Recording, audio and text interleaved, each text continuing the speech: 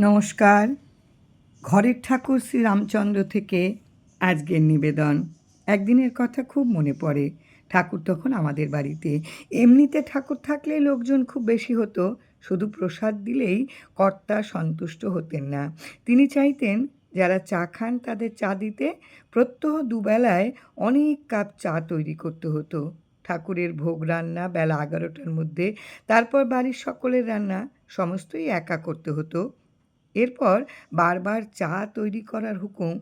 তারপর হয়তো রান্নাবান্না প্রস্তুত হয়ে গেছে, এমন সময় আরও দুজনের খাবারের জোগাড়ের হুকুম এলো। অনেক সময় এই পরিমাণ রান্নাঘরের কাজ করতে বিরক্ত লাগতো। দুপুরে কি রাত্রিতে সব সেরে ঠাকুরের কাছটিতে গিয়ে বসেছি। ঠাকুর বললেন, মা, লোকজন আসলে বিরক্ত বোধ করতে নেই, সেবা কইরেন। ঠাকুরকে বললাম, বাবা, আপনার সেবা করতে তো পারি না।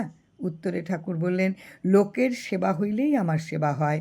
যা করতে আছেন তাই করেন। সেবা হইলেই ভগবান সন্তুষ্ট হন।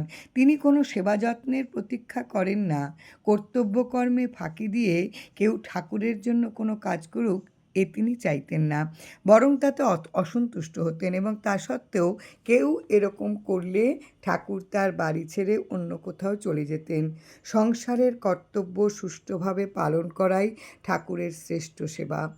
তার কাছে উপস্থিত না হয়ে মনে মনে তাকে স্মরণ করলেও তার সেবা হয়, এমন কথাও তিনি বলেছেন।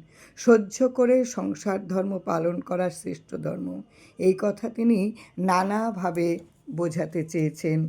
জয়রাম জয়রাম। কিরণবালা মজুমদারের লেখা ঘরের ঠাকুর রামচন্দ্র থেকে আজকের নিবেদন। গুরু কৃপা হি